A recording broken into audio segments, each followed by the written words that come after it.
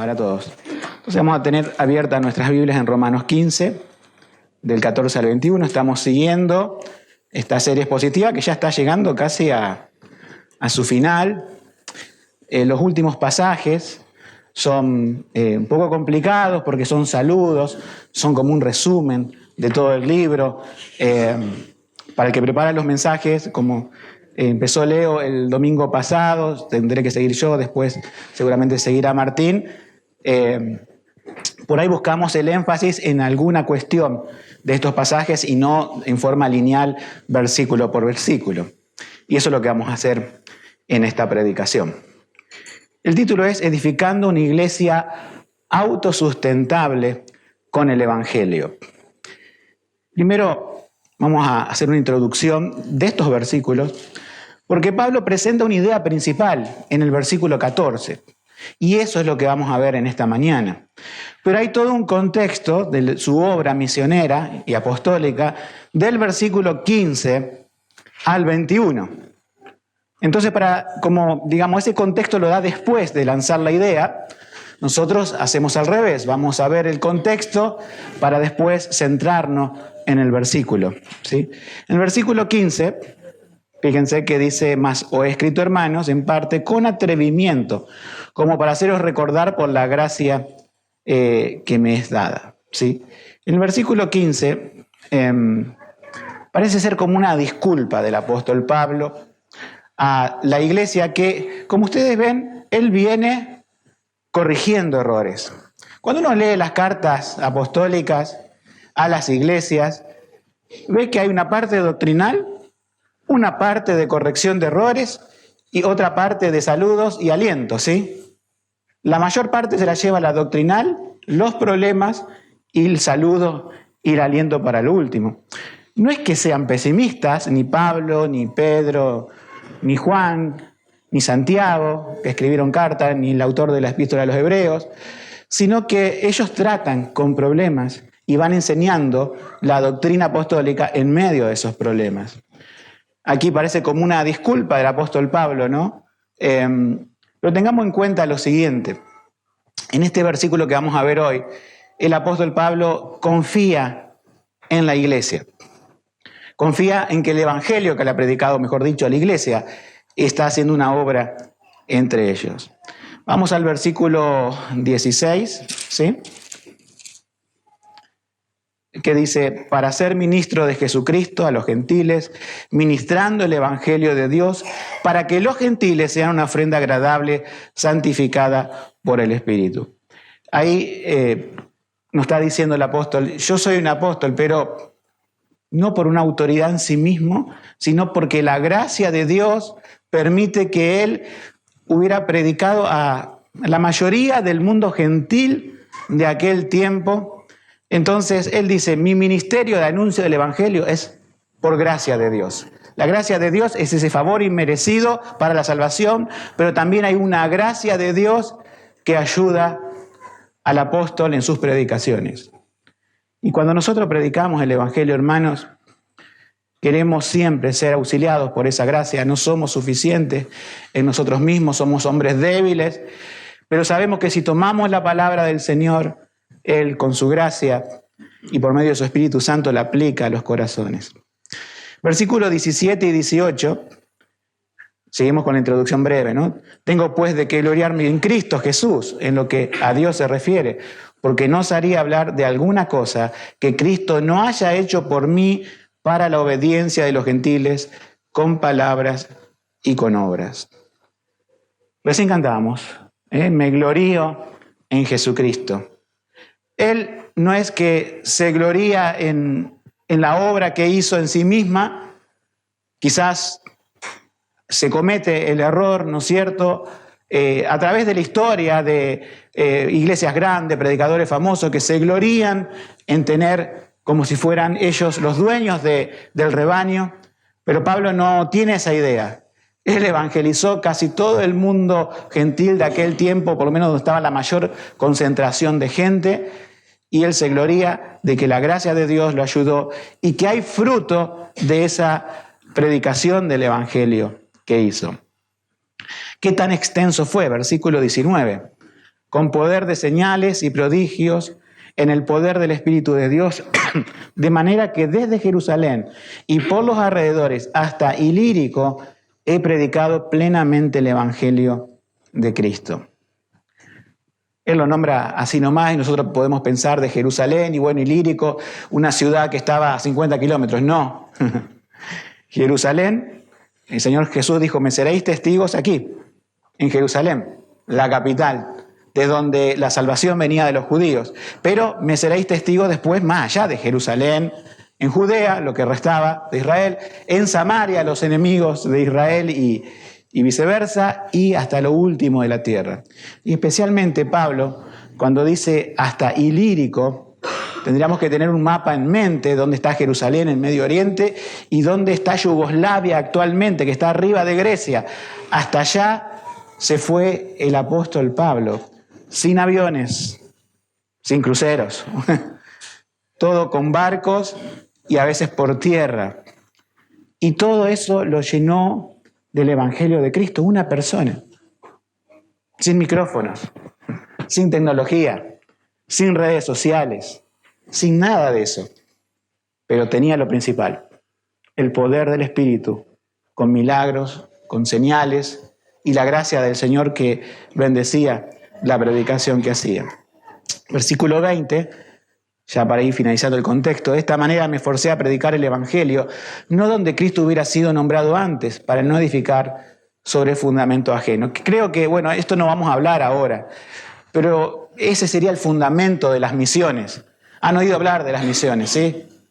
Hay misiones urbanas, que muchos la prefieren ir a predicar en Europa, que se está como desmoronando moralmente. Bueno, es un buen trabajo también lo que hacen esos hermanos, de ir y plantar una iglesia en alguna ciudad muy atea, muy secular de Europa. Pero ya fue predicado el Evangelio ahí. Y de allí vino también la Reforma, ¿recuerdan? Pero quizás este modelo que nos presenta Pablo, de predicar donde Cristo no ha sido anunciado, es un poco la esencia de las misiones actuales y del siglo pasado y de todos los siglos. De ir y anunciar en un lugar que es difícil, en un lugar que hay persecución, en un lugar donde no conocen la Biblia porque el idioma, la Biblia no se tradujo en ese idioma. Bueno, Pablo tenía en claro de que si alguno de la iglesia de los apóstoles predicó en alguna ciudad y ya fundó una iglesia, él podría ir a esa iglesia y reafirmar a los creyentes, pero él prefería ¿qué? Ir a un lugar donde nadie hubiera ido para así plantar una iglesia. Y qué difícil es eso, hermanos. Qué difícil es empezar de cero en un lugar donde nunca se escuchó a Cristo. Nosotros, obviamente, no tenemos esa experiencia en Argentina, más que mal, cualquier persona escuchó de Cristo. ¿Sí? Estamos en Occidente, pero en otros lugares del mundo no. Y por último, el versículo 21, está él citando un pasaje de Isaías 52, 21, que dice, sino como está escrito, aquellos a quienes no les fue anunciado acerca de él, verán, y los que no oyeron de él, entenderán.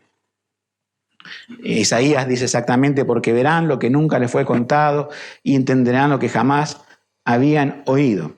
Y esto es una profecía que se cumple por el apóstol Pablo. Es increíble, ¿no?, que él estuviera pensando esto que escribió Isaías muchos siglos antes, ahora yo lo estoy cumpliendo a través del ministerio de los gentiles. Entonces recuerdan, hermano, que la iglesia en Roma era una iglesia compuesta por gentiles, es decir, por no judíos, en un quizás 80% y había un 20% quizás, yo eso lo arriesgo, no lo tomen al pie de la letra, de judíos. Y toda la carta, que ahora llegamos al final, se dirige a una y otra audiencia, que había problemas entre ellos, que había problemas de ellos con la doctrina bíblica, y Pablo con toda su paciencia va corrigiendo, va quitando enemistades que podría haber entre los dos grupos, podemos decir étnicos, y diciéndole todos somos un cuerpo en Cristo. Acá viene una parte, ¿no es cierto?, que es buena, en el sentido de que no siempre él trata conflictos. En lo que vamos a hablar hoy no trata conflictos, pero siempre hay una exhortación de lo que habla. Porque en el versículo 1, vamos a leerlo de nuevo, que es lo central de esta mañana, ¿sí? Pero yo mismo estoy seguro de vosotros, hermanos míos, que también vosotros estáis llenos de bondad, llenos de todo conocimiento, de tal manera que podéis amonestaros los unos a los otros. Dice, yo estoy seguro de vosotros. Que el apóstol esté confiando en la iglesia nos muestra que su seguridad no descansa en las personas, porque quizás alguien muy espiritual podría saltar en el fondo y decir, maldito el hombre que confía en el hombre. ¿Cómo dice Pablo que yo estoy seguro de vosotros, estoy confiado de vosotros? Sería otra forma de decir. Porque él sabía que predicó la palabra del Señor. Él sabía que su palabra no vuelve vacía. Él sabía que el evangelio es poder de salvación para todo aquel que cree. Por eso podía estar seguro de ellos, no por su carne, no por su debilidad, sino por el evangelio que había transformado sus vidas. Y realmente se especula, ¿no es cierto?, diciendo quizás los problemas que trato eran de una minoría de la iglesia de Roma y no de la mayoría, ¿sí? Aunque ya hemos visto a través de toda esta serie todos esos problemas.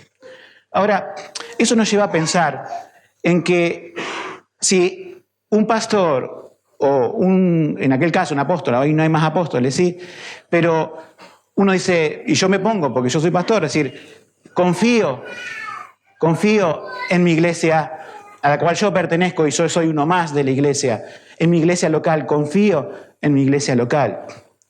Por lo general, siempre hay un rechazo en nuestra mente de decir, no debemos confiar en el hombre. Pero también esto nos genera que nos volvamos desconfiados, y yo como pastor, de que no delegue, y yo me digo, tengo que delegar, que digo, ¿y esta persona perseverará hasta el fin? No lo sé. Y tengo que confiar, pero no confiar en sí en el hombre, sino en que Cristo ha transformado vuestras vidas. Le digo un ejemplo. ¿Dónde estabas hace 3 años? No estoy diciendo a los más antiguos, ¿dónde estabas hace 10 años? ¿Dónde estabas hace 20? Muchos de nosotros. ¿Cuál era tu vida? ¿Cómo estaba tu matrimonio? ¿Cómo pensabas? ¿Cómo veías el mundo? ¿Cuál era tu situación espiritual hace solamente 3 años remontándonos a la pandemia? Pensá un momento. ¿Cómo era? Yo pienso en ustedes, oro por ustedes y digo, gloria a Dios, porque sé que muchos estaban en problemas, muchos estaban con matrimonios complicados, muchos estaban con vidas que no tenían la dirección. Y hoy pueden estar aquí escuchando la palabra del Señor, colaborando con la iglesia en diferentes cosas, con solamente la presencia de ustedes, la constancia y cómo el Señor ha transformado vidas y matrimonio. Por nombrar 3 años, ¿verdad?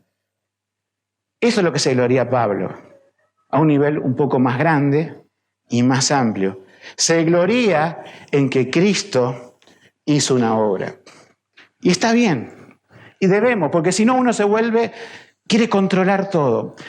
Estaba escuchando a un pastor predicar esta semana que por ahí querer tener el control de todo, ¿sí? Y no solamente el pastor, puede haber cualquier miembro de la congregación que quiera decir, el pastor tiene que tener control de todo, asfixia a la iglesia muchas veces. Es, digamos, perjudicial. Uno no es que es despreocupado y no supervisa y que bueno, que salga todo como tenga que ser, no, pero confiamos en el Señor. Porque acá se predica la palabra y creemos que esa hace una obra en los corazones.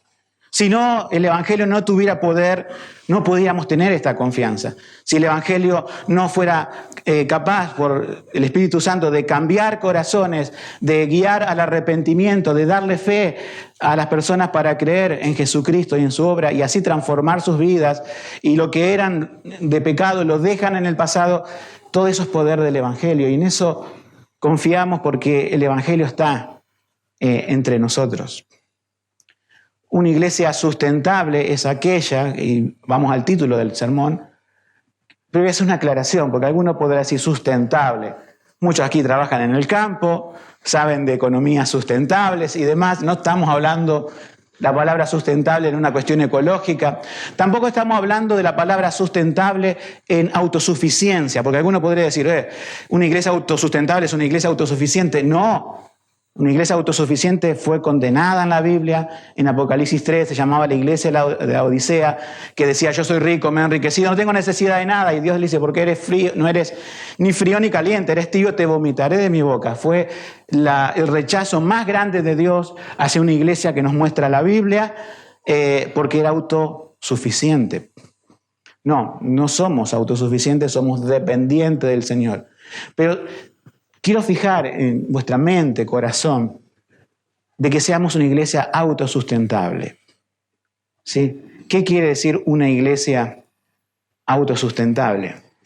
Cuando Pablo en estos pasajes dice, ¿no es cierto?, vosotros estáis llenos de bondad, de conocimiento y se pueden amonestar. No dice: yo como apóstol estoy lleno de bondad, tengo todo el conocimiento y yo soy el único que los puede amonestar. Imagínense que la obra fuera así. Imagínense que un pastor dijera: bueno, estas 3 cosas aplican a mí, no aplican a la congregación. ¿A dónde aplican? A la congregación. Vosotros, ustedes, vamos a hablar en latinoamericano, ustedes son buenos en el sentido de la bondad del Señor que pone en su corazón, tienen el conocimiento bíblico y por eso pueden exhortar a otros, por eso pueden animar a otros. Esa es una iglesia autosustentable. Cuando todos los miembros, o la mayoría, la gran mayoría, tiene esa característica. Porque si solamente esa característica la tiene el pastor o unas pocas personas, ¿qué pasa si muere el pastor? ¿Qué pasa si lo descalifican al pastor? Al otro día cierra la iglesia. ¿Y no es esto lo que pasa alrededor del mundo cada día? Una iglesia, muere un pastor que era el único quizás, y la iglesia cierra. Y son quizás muchas personas. Y cierra. ¿Por qué? Porque no era una iglesia autosustentable. Vamos a dar ejemplos de iglesias no sustentables. O sea, lo que deberíamos evitar, que todos dependan de una persona. Yo les predico la palabra, los líderes les predican la palabra, podemos aconsejar bíblicamente, podemos discipular, pero ¿cuál es el objetivo que queremos de cada uno de ustedes? Que dependan del Señor y de que ustedes se sientan parte del cuerpo de Cristo. Y como cuerpo de Cristo puedan hacer la labor que la Biblia les manda: exhortar, conversar, discipular, guiar a otros en el camino del Señor. Muchas iglesias, como digo, cierran. ¿Por qué? Porque son pastorcéntricas. ¿Sí? No hay un gobierno plural de pastores. Apuntamos en esta iglesia a un gobierno plural porque así nos muestra la Biblia, así lo creemos en nuestra confesión de fe. Pertenecemos, así como comunión, no es que pertenecemos a una denominación, a una comunión de iglesias bautistas reformadas donde yo conozco muchos casos donde hay un único pastor. Y si ese único pastor se muere hoy, la obra se cierra porque están comenzando. Nuestra iglesia va rumbo a los 15 años. Y yo oro al Señor que realmente se levanten más pastores, que pueda haber más diáconos también, más oficiales de la iglesia. Y de hecho, doy gracias a Dios porque tenemos ya un liderazgo armado de 3 hombres, pero aún eso no es suficiente. Cada uno de ustedes tiene que funcionar como funcionan los pastores. Tienen que funcionar en el sentido que no somos los únicos que aconsejamos, no somos los únicos que discipulamos. Cada cual está llamado por el Señor a esa tarea. Otras iglesias que cierran son cuando dependen económicamente quizás de una ofrenda de afuera, en dólares, y por ahí por alguna razón o se cortó la ofrenda o la misión no envía más fondos y la iglesia estaba acostumbrada a recibir y a recibir. Yo pongo esto como ejemplo, sin nombrar obviamente la iglesia, pero es algo que yo he oído y sé que es una historia real. Había una iglesia que algunos sabrán, la mayoría quizás no, lo que es el ministerio de colectivos.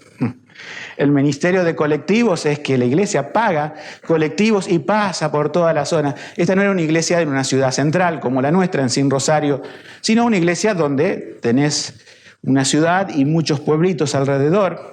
Y había cerca de, 10 colectivos que podían pagar, imaginen, ustedes saben, hermanos, cuando tuvimos el campamento, pagar a veces un colectivo lo que cuesta, pagar 10, todos los domingos así, 800 personas tenía la iglesia. Un buen día se cortó la ofrenda que mantenía a los 10 colectivitos y la iglesia pasó de 800, usted pensará, ¿cuántas pasó? ¿A cuánto bajó? A la mitad, dirían. No, a 80 personas. O sea, se redujo a un 10%. Entonces uno piensa, el otro 90%, ¿era autosustentable? ¿Estaba entendiendo el Evangelio como lo plantea aquí el apóstol Pablo, que tenían la función, estaban llenos de bondad, de conocimiento y tenían que ayudar a otros hermanos? ¿O porque no pasaba el colectivito, ahí murió su fe? Aunque sea ahorrar para ir cada 15 días, pero no pasaba eso. Entonces nos damos cuenta que a veces muchas cosas florecen, iglesias así, pero la pregunta es, ¿bíblicamente son autosustentables? ¿O están dependiendo de algo más, de algo humano, de algo externo, que no es ni el Evangelio ni el Señor? Queremos que en esta iglesia seamos autosustentables en una dependencia total y absoluta del Señor. Segundo punto de mi mensaje es arriesgándonos a delegar. Parece como si esto fuera una predicación para pastores, ¿no? Para mí. Como si pusiera un espejo y me diría, Alejandro, delega, porque es lo que la Biblia dice. Bueno, sí, me predico a mí mismo, le predico a ustedes para que juntos entendamos este punto, ¿sí? Yo mismo estoy seguro de vosotros, hermanos míos. Vamos a poner un ejemplo. Yo a veces toco el piano. ¿Quién me asegura que el pianista va a tocar hasta el fin de sus días sin fallarle al Señor? Me pongo yo para no ofender a guitarristas. Bueno, también toca el piano, así que nos cae a los dos. No lo sé. A veces se le confía esto a alguien y otro hermano dice, pero mirá, que puede fallar. Sí, lo sé, hermano, porque es humano. No veo en este momento mal testimonio en la persona, viene caminando rectamente, tengo que arriesgar. Un arriesgar bíblico, ¿sí? Pero ¿recordás el caso que alguien falló? Entonces, si nosotros recordamos los casos en que las personas fallaron, no delegamos nada. Nos quedamos así. Yo estoy lleno de bondad, de conocimiento y de exhortación. Nadie más. A pesar de los errores, a pesar de las fallas, a pesar de la ansiedad por el futuro, delego. Y vamos a delegar. Pero a personas que estén caminando con el Señor, cosas que son importantes y otras cosas que son no menos importantes, pero sí menores, como un discipulado. Hermanos, yo sé que muchos de ustedes están estudiando consejería bíblica a través de seminarios online y demás. Los felicito. Sigan con eso. Van a ser muy útiles en la obra. Pero aunque no estudien, también se capacitan acá en la iglesia por medio de la predicación, los estudios bíblicos, e igualmente, hermanos, van a servir para aconsejar a otros. Y ahí, cuando te das cuenta de que mi función como miembro de la congregación, y no hace falta que te delegue especialmente algo, pero en algún momento puedo y podemos en el liderazgo delegar, discipulado, delegar, anda a visitar a tal hermano, anda. Porque vieron que a veces la gente dice, pastor no me visitó, ¿sí? Y a veces imaginan una especie de pastor omnipresente, ¿no? No puede. Pero el pastor sí tiene que ver, decir, bueno, si yo no puedo, anda a visitarlo vos. Pero ¿con quién contamos? ¿Te das cuenta que sos necesario para este crecimiento del Evangelio? Arriesgarnos no es aventurarnos, ¿sí? Como dije recién, no es como decir, bueno, delego. Yo estoy en contra de ese pensamiento que hay en muchas iglesias. Si viene alguien nuevo, dale algo para hacer, para entretenerlo y no se vaya. Eso es manipulación. No estamos acá para agradar a los hombres, es decir, viene alguien nuevo y ya le doy, lo hago sentir bien, le digo que es un campeón. No, vamos a predicarle la palabra del Señor, vamos a hablar del Evangelio. Quiero escuchar de la persona nueva si entiende el Evangelio, si comprende las Escrituras. Que haga un proceso de membresía, que la iglesia pueda escuchar su testimonio y luego compartir la cena, porque también mucha gente viene por primera vez y quiere compartir la cena. Y si no le da la cena, se ofenden porque dice, tengo derechos. Hacemos las cosas en orden. Arriesgarnos no es aventurarnos. Aventurarnos decir, bueno, cualquiera puede participar en la cena del Señor el primer día que venga, cualquiera puede tomar el ministerio de la música, cualquiera puede traer un devocional, cualquiera puede traer un mensaje, cualquiera puede hacer eso. No estamos diciendo eso. Pero tampoco estamos diciendo, nadie puede hacerlo, solamente los líderes, solamente los pastores.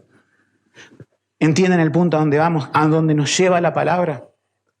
Que cada cual pueda pensar delante del Señor que es útil en la obra. Y debemos profundizar como tarea de estudiar más el tema de los dones, ¿sí? Para que también las personas puedan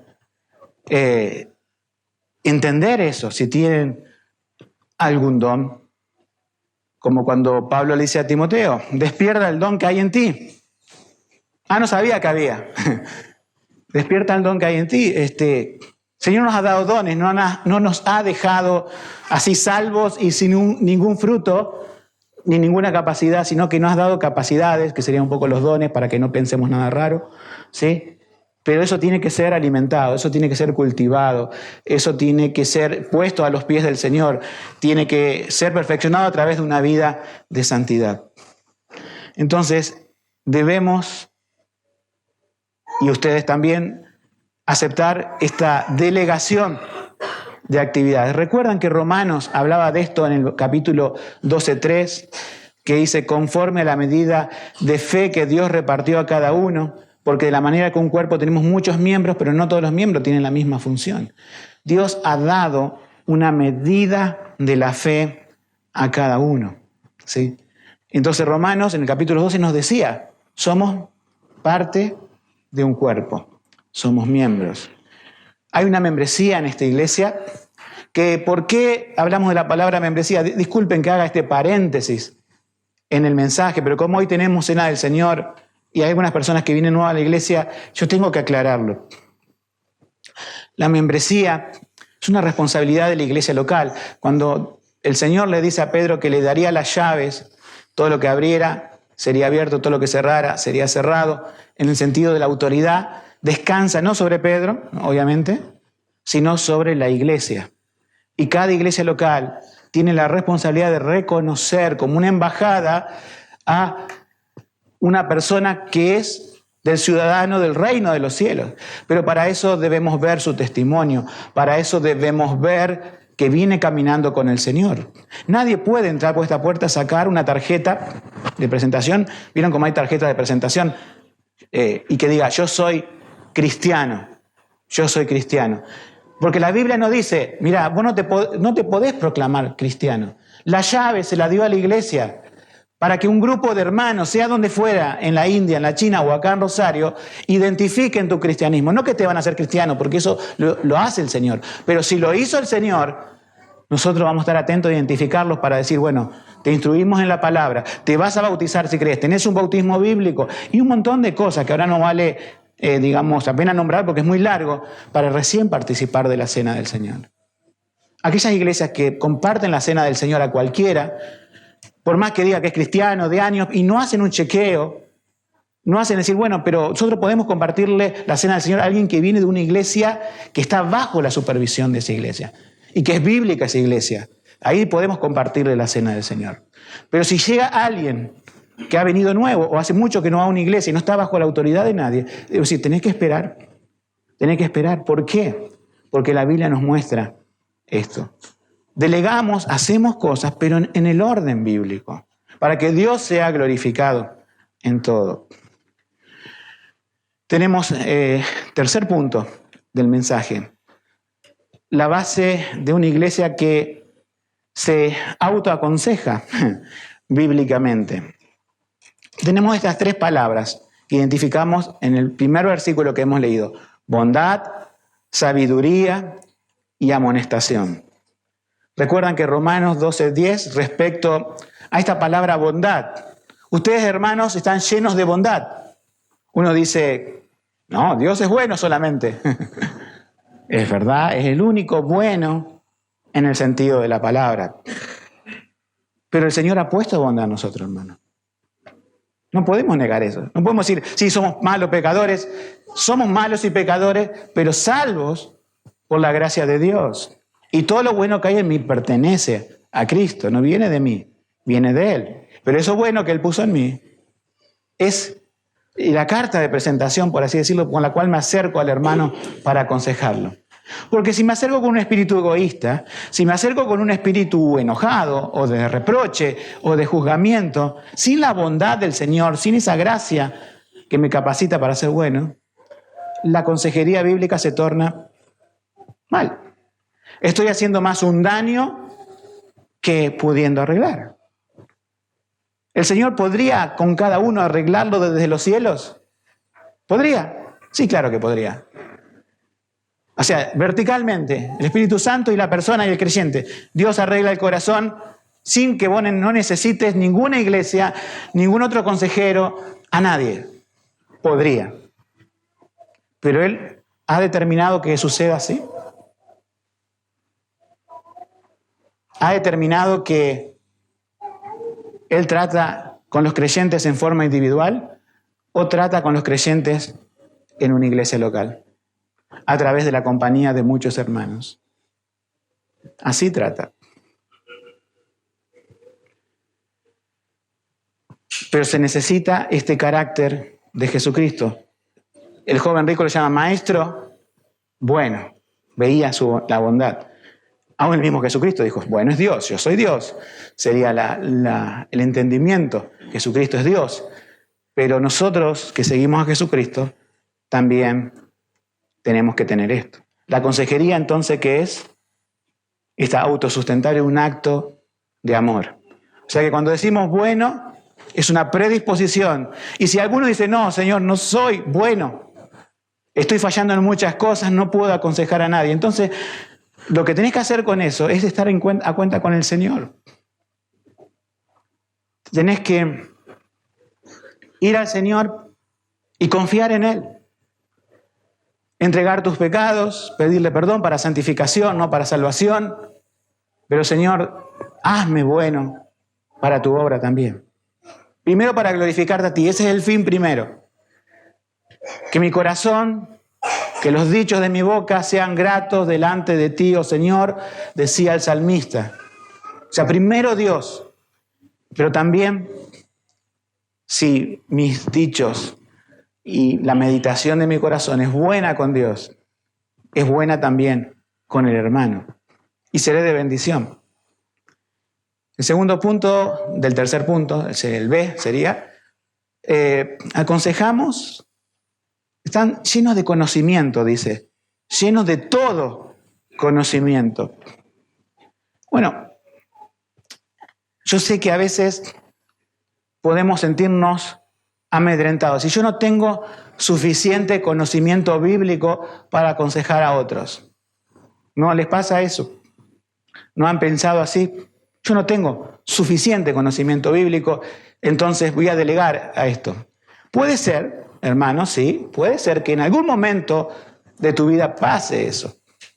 Y lo mejor que podés hacer es delegarle a otro que tenga más experiencia espiritual y conocimiento bíblico para hacer una consejería, por ejemplo. Hablarle a alguien. Pero no debería pasar siempre, ese es el punto. No debería pasar siempre.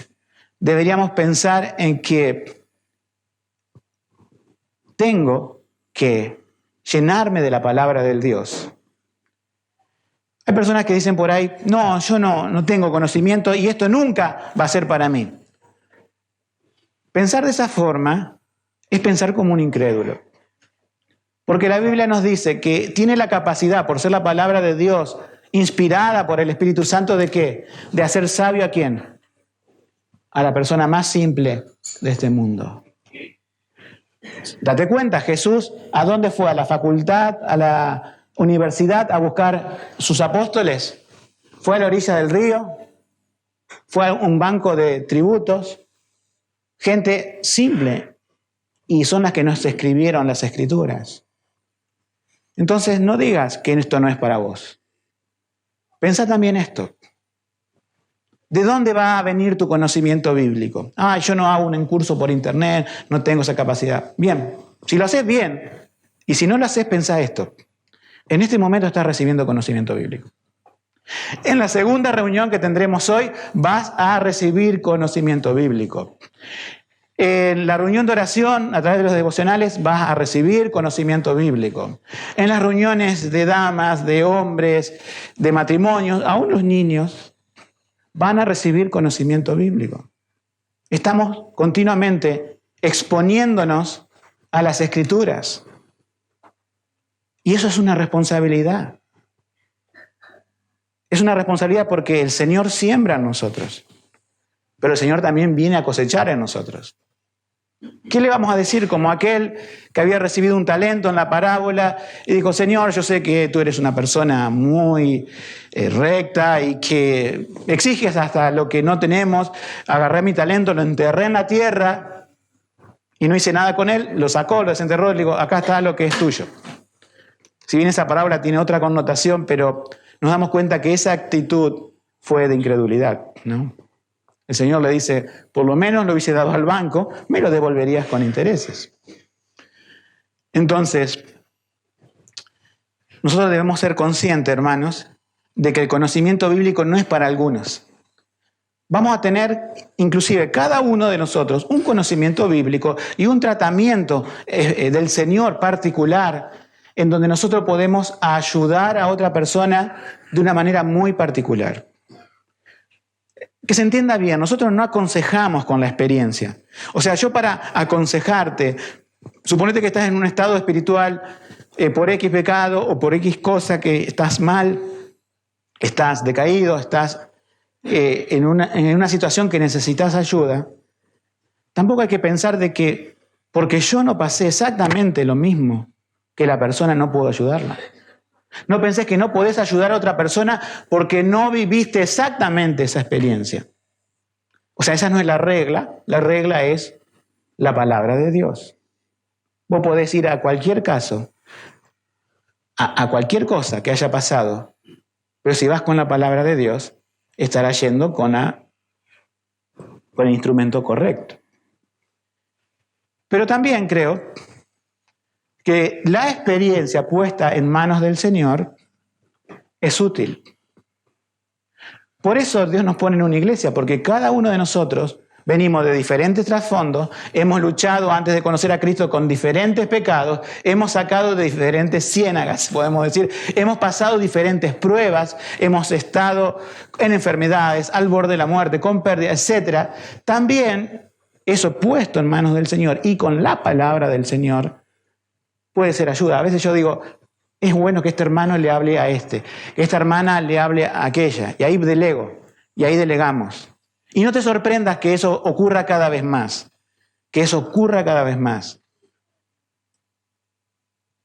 Con lo cual, ya tenés que pensar dos cosas, ¿no es cierto? Si queremos tener una iglesia autosustentable soy bueno en el sentido de que del Señor está poniendo un corazón, por así decirlo, predispuesto, el Señor lo pone obviamente, pero nosotros nos resistimos, pero que sea predispuesto ese corazón a abrirse a los demás y ayudar a los demás.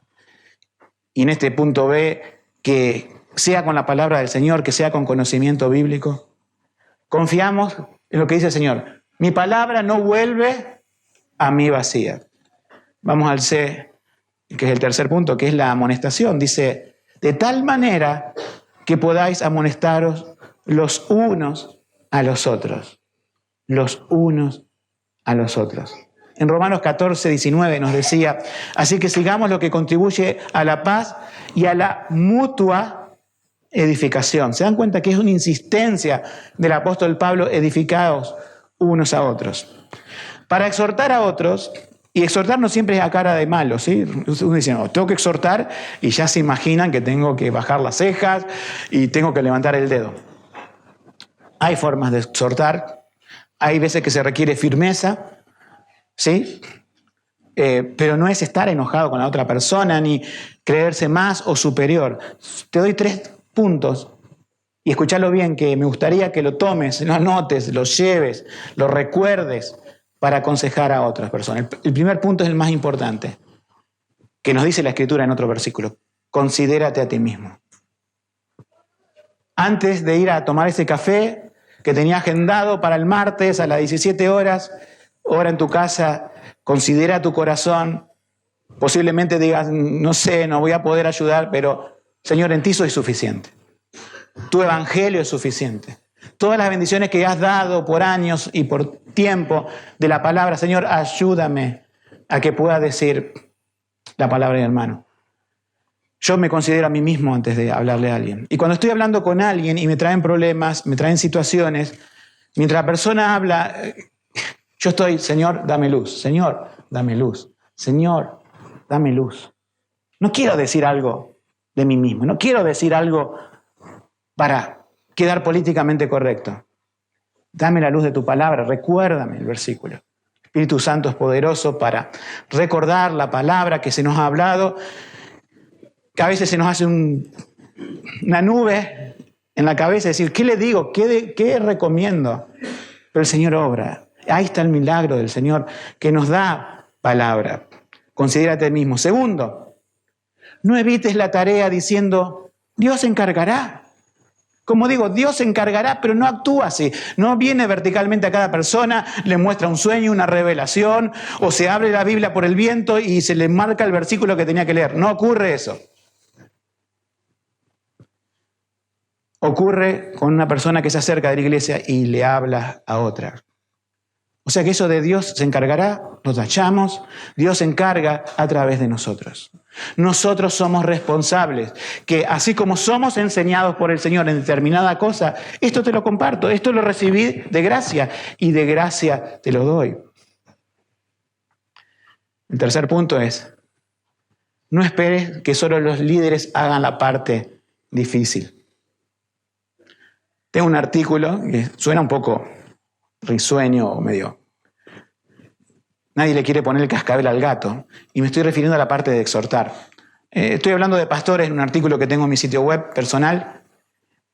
¿Por qué? Porque cuando le querés poner el cascabel al gato, estuve buscando la etimología de eso, te araña, salís sangrando. Pero no son los únicos, los líderes, los que tienen que poner el cascabel al gato. Si ves que un hermano, porque a veces es muy bueno, es muy lindo, por así decirlo, irónicamente estoy hablando, que vas al pastor y decir, mirá, tal hermano está en tal cosa, en tal cosa y en tal cosa. Pastor, ¿qué vamos a hacer? ¿Lo exhortaste? ¿Le hablaste? ¿Le dijiste algo? ¿Oraste por él? ¿Te acercaste? No, pero eso es su tarea. Eso no es una iglesia autosustentable. Ahora, si es algo muy grande, pecado sexual, un pecado público y algo, vamos y con 2 o 3, como dice la Biblia, y tratamos el caso antes de pasar a la iglesia, con 2 o 3. Pero si es algo que es corregible, el Señor te llama a vos.